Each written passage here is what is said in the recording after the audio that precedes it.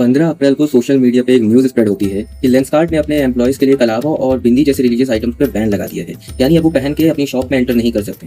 16 अप्रैल को फिर उनके सीईओ पीयूष बंसल का स्टेटमेंट आता है कि भाई ये बहुत पुराना लॉ है और अभी कंपनी मान्य नहीं है। पर अगले दिन फिर से वही पोस्टर वायरल होता है जिसमें पता चलता है कि भाई ये तो फरवरी 2026 का ही रूल है। तो अगले दिन ऐसा क्या होता है, फिर क्या मैटर होता है और इतनी बड़ी क्या बात बन जाती है कि फिर 2 दिन बाद ही उनकी पूरी कंपनी लेंसकार्ट जैसी बड़ी कंपनी को पूरी अपॉलजी कर दी। 15 अप्रैल को अचानक से ही कुछ पोस्ट और स्क्रीनशॉट वायरल होने लगे जो कि क्लेम करते थे कि भाई ये लेंसकार्ट की रूल्स एंड रेगुलेशंस बुक है जो कि उनके एम्प्लॉयज़ के लिए निकाली गई। इसमें साफ साफ कई चीज़ों पे रोक लगाई गई थी पहनने में, जिसमें से कुछ चीज़ों में से एक थी जैसे बिंदी सर पे लगाने वाली बिंदी, कलावा और बुरखा। इन 3 चीज़ों पे मना किया गया था कि ये पहन के आप शॉप पे नहीं रह सकते हैं एम्प्लॉयज़ के लिए। और 2 चीज़ें थी जिन पे पार्शियल बैन लगा था, उनमें से एक था टर्बन यानी कि सिखों की पगड़ी और हिजाब। उनमें पार्शियल कैसे था, मतलब आप पहन सकते हो बट एक स्पेसिफिक कंडीशन पे कि वो केवल ब्लैक कलर का रहेगा और कोई उस पर साज सज्जा नहीं रहेगी। और हिजाब के लिए एक और कंडीशन थी कि वो कहीं से भी जो लेंसकार्ट का लोगो ड्रेस पे रहता है उसे ढकना नहीं चाहिए, तभी आप हिजाब पहन सकते हैं। इसके बाद सोशल मीडिया पे मच जाता है बवाल। लोग 2 कैटेगरी में डिवाइड हो जाते हैं, कुछ लोग जिसको सही कहते हैं और कुछ लोग जो इसको गलत कहते हैं। सही वाले में ये आते हैं कि भाई ये तो एक कंपनी का इश्यू है, उनके जो इच्छा करेगी वो रेगुलर रूल्स लगाएंगे। प्राइवेट कंपनी है, उस पर हमारा क्या अधिकार, उसके लिए हम क्यों बोलें।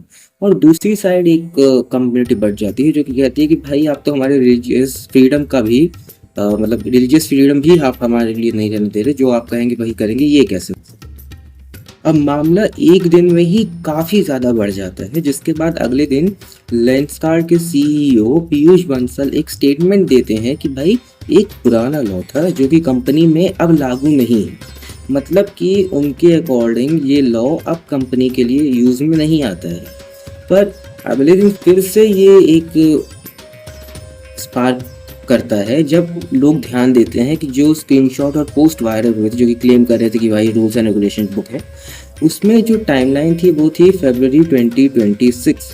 तो लोगों ने सवाल उठाया कि भाई 2 महीने को तुम बहुत लंबा टाइम बोल रहे हो, ये तो कुछ गड़बड़ बात होगी।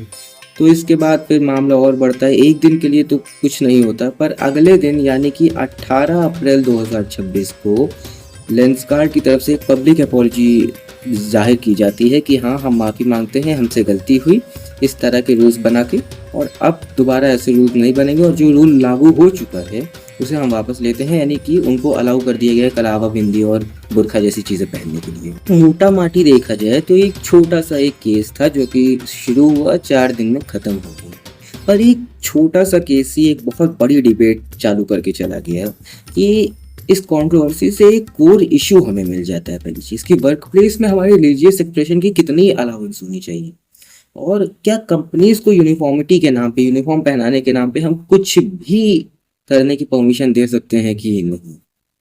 ऑब्वियसली लेंसकार्ट ने जो अपने रूल्स बनाए थे उस पर सारे रिस्ट्रिक्शंस हटा दिए गए हैं, पर आगे क्या होता है, मतलब अलग अलग कंपनीज पे इसका क्या इम्पैक्ट पड़ता है, क्योंकि ऑलरेडी कई जगह पे ऐसे रूल्स हैं जो कि पब्लिकली अभी सामने नहीं आए क्योंकि सोशल मीडिया पे वायरल नहीं हुआ। किसी ने वायरल कर दिया लेंसकार्ट का, पहले तो वही पहला बन गया और एक बहुत बड़ा बैकलैश भी कंपनी को झेलना पड़ गया इस वजह से, जिसमें हम कई चीज़ें इंक्लूड कर सकते हैं, जैसे इंक्लूडिंग की ट्रस्ट इश्यूज भी लोगों को हो गई, भाई ये तो अब गड़बड़ टाइप का आदमी लग रहा है। ऊपर से फोर्स्ड अपॉलजी उनको देनी पड़ गई जो कि काफ़ी कंपनी की इज्जत को डाउन कर सकता है। और सबसे इम्पोर्टेंट जो एक चीज़ है कि भाई एक वायरल डॉक्यूमेंट ने पूरी नैरेटिव ही बदल डाली। केवल एक फोटो ही तो वायरल हुई होगी, ऐसा तो होगा नहीं कि 100 लोगों ने एक साथ फोटो कर दी होगी। एक बंदे ने डाली होगी, उसको किसी ने रिपोस्ट किया होगा, उसको किसी ने रिपोस्ट किया होगा, और केवल एक दिन में इतना बड़ा बन गया कि अगले दिन में पहला तो एक गलत स्टेटमेंट, जो कि ऑब्वियसली मैं नहीं कहूँगा कि गलत थी, सही थी, बट जो माना गया है कि हाँ एक गलत स्टेटमेंट उन्होंने दी सीईओ साहब ने। उसके बाद 2 दिन बाद उनको एक पब्लिक प्रॉपर अपॉलजी देनी पड़ गई कि भाई अब हाँ हमसे गलती हुई, ये रिस्ट्रिक्शंस हम हटा रहे हैं। एक टाइमलाइन में अगर इसको छोटा सा समझा जाए तो 15 अप्रैल को इशू वायरल होता है, 16 अप्रैल को इसका डिनायल होता है, 17 अप्रैल को फिर से डॉक्यूमेंट लीक होता है जिसमें फरवरी 2026 की टाइमलाइन दिखती है, और 18 अप्रैल को अपॉलजी होती है, चेंज होता है और मामला यहीं ख़त्म हो जाता है। पर एक बहुत अच्छा एग्जाम्पल ये सेट करता है सोशल मीडिया के लिए कि भाई ये सोशल मीडिया कितनी तेज़ी से हम चीज़ों को आगे बढ़ा सकता है।